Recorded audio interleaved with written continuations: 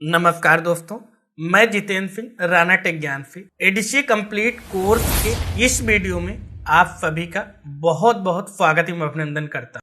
Microsoft Excel की आज की क्लास में हम बहुत ही महत्वपूर्ण प्रोजेक्ट लेके आए हैं, जिसमें आपको मान लेते हैं कि किसी क्लास के मार्कशीट को प्रिपेयर करना है तो उसमें किस तरीके से आप अगर ग्रेड सिस्टम तो किस तरीके से ग्रेड ला सकते हैं, या फिर अगर आपको रिजल्ट ही देना है कि फेल का पास का अगर 33% से कम हो तो यहाँ पे क्या हो फेल लेके आए, अगर 33% के ऊपर नंबर हो तो पास लिख। ग्रेड सिस्टम की बात करें तो यहाँ पे अलग अलग हमने कैटेगरी बांट रखी है। अगर 75% या 75% के ऊपर अंक आए तो ए ग्रेड आए, अगर 60% या 60% से ऊपर नंबर आए तो बी ग्रेड, 45% या 45% से ऊपर आए तो सी ग्रेड, अगर 33 या 33% से ऊपर नंबर आए तो डी ग्रेड, और अगर 33% से कम नंबर आते हैं तो एफ ग्रेड आए यानी फेल लिख के आए। इसी तरीके से किस तरीके से उसका परसेंटेज निकाला जाएगा, किस तरीके से उसके मार्क्स निकाले जाएंगे और किस तरीके से उसका पूर्णांक यानी मैक्सिमम मार्क्स निकाले। ये सभी फंक्शन आपको एक ही प्रोजेक्ट में मिलने वाले, इसलिए आप बहुत ही ध्यान से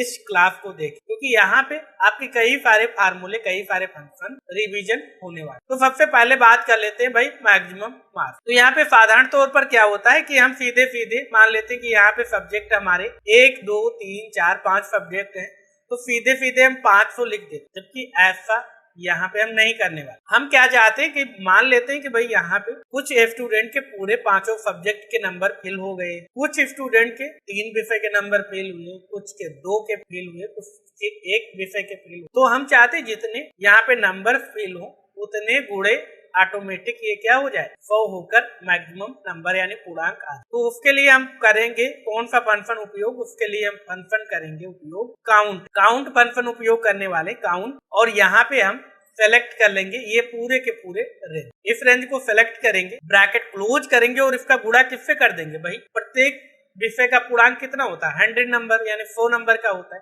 तो 100 से इसका गुणा कर और एंटर कर। तो अभी देख रहे हैं इसमें एक सेल में केवल नंबर पड़े हुए हैं तो इसलिए 100 आ रहा है। मान लेते हैं कि 2 सेल, इसमें कोई जरूरी नहीं कि आप यहाँ पे 10 नंबर ही डालेंगे तभी 200 आएंगे, आप 0 भी टाइप करेंगे। मान लेते कोई स्टूडेंट 0 नंबर मिले तब भी ये क्या हो जाएगा, देखिए 200। इसमें कोई नंबर डालेंगे क्या हो जाएगा 300, इसमें नंबर डालेंगे 400 हो जाएगा, इसमें नंबर डालेंगे 500। तो इस तरीके से प्रॉपर काउंटिंग करें। अगर किसी सेल में कोई नंबर नहीं होते तो उन सेल को छोड़ के बाकी जिन जिन सेल में नंबर हैं उतने गुणे 100। तो इस तरीके से आप यहाँ पे एक प्रोफेशनल तरीके से क्या कर सकते, यहाँ पे आप काउंट फंक्शन का उपयोग कर। चलिए यहाँ पे डबल क्लिक कर देते हैं, सभी में हिल। अभी हमें देखना, मान लेते हैं इनमें से 3 सेल के नंबर डिलीट कर देते, देखिए यहाँ पे पूर्णांक 200 आ। चलिए कंट्रोल जेड कर। तो इस तरीके से हम क्या निकाल लेंगे भाई पूर्णांक निकाल। उसके बाद यहाँ पे मार्क्स यानी यहाँ पे क्या निकालना है, आपको कितने नंबर मिले वो निकालने। तो यहाँ पे हम equal to some bracket open करेंगे, थोड़ा सा जूम कर लेते ताकि आपको अच्छे से, और यहाँ पे इस रेंज को सेलेक्ट कर लेंगे, ब्रैकेट क्लोज करेंगे, एंटर कर देंगे, और इससे भी हम यहाँ पे जब इस तरीके का पॉइंटर आ जाएगा डबल क्लिक करेंगे, सभी में फार्मूला अप्लाई हो जाएगा, पेस्ट हो जाएगा। अब बात कर लेते भाई परसेंटेज कि हमें क्या निकालना, परसेंटेज निकाल। तो सबसे पहले क्या करेंगे, हम सेल को परसेंटेज में कन्वर्ट कर लेंगे। तो यहाँ पे सिंपल आप परसेंटेज पे क्लिक कर दीजिए, परसेंटेज में कन्वर्ट। उसके बाद क्या करना है, इक्वल टू लगाना है, और यहाँ पे जो आपके नंबर्स आए यानी मार्क्स जो है उसे सेलेक्ट करना है, बटे का चिन्ह लगाना है, और आपके मैक्सिमम मार्क्स यानी पूर्णांक, प्राप्तांक बटे पूर्णांक। और अगर आप यहाँ पे परसेंटेज में सेल को नहीं कन्वर्ट करेंगे तो आप प्राप्तांक को गुणा करेंगे 100 से और बटे करेंगे पूर्णांक, तब ये रिजल्ट आएगा। तो यहाँ पे देख सकते हैं 75% आ रहा है। तो इसे भी डबल क्लिक कीजिए, सभी पे अप्लाई हो जाए।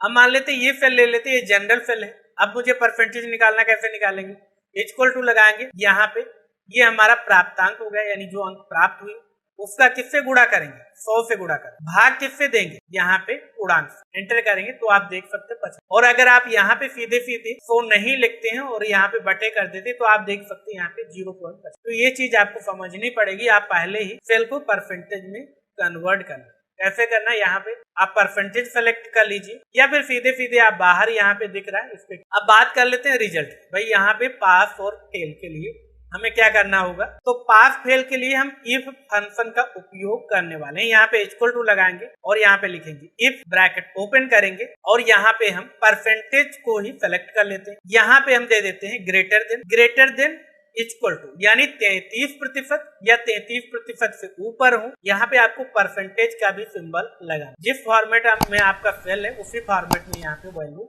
आपको देनी पड़ेगी। अगर आप सीधे 33 दे देंगे तो ये फार्मूला रन नहीं करेगा, इसलिए आप प्रॉपर सही फॉर्मेट में फार्मूला टाइप। तो यहाँ पे 33% दे दिया, कॉमा यहाँ पे अगर ये कंडीशन हमारी ट्रू हो यानी 33% या 33% से ऊपर नंबर हो तो क्या हमें डिस्प्ले कराना, तो भाई डिस्प्ले कराना है पास, तो उसको डबल कोड में लिख देंगे, दोबारा से कॉमा लगाएंगे। और अगर ऐसा नहीं होता है तो क्या लिख के आए, फेल लिख, तो इसे भी डबल कोड में ही लिख लेंगे, ब्रैकेट क्लोज। यहाँ पे देख सकते हैं फार्मूला, आप फार्मूला बार में भी देख सकते, यहाँ पे आपको जूम करके थोड़ा सा दिखाए। तो यहाँ पे हमने इक्वल टू इफ लिखा, ब्रैकेट ओपन किया और यहाँ पे J3 दे दिया परसेंटेज का सेल, और यहाँ पे हमने बताया कि 33% या 33% से ऊपर नंबर हो तो पास लिखो, अगर ऐसा नहीं होता तो वही फेल लिखो और इसे हम एंटर करेंगे। तो यहाँ पे पास और इस पे डबल क्लिक करेंगे, सभी पे अप्लाई हो जाएगा। यहाँ पे देख सकते 16% नंबर आ रहे हैं तो फेल लिखो। अब मान लेते क्या यहाँ पे हम नंबर केवल चेंज, यहाँ पे अगर हम 33 देते तब भी ये पास, क्योंकि यहाँ पे हमने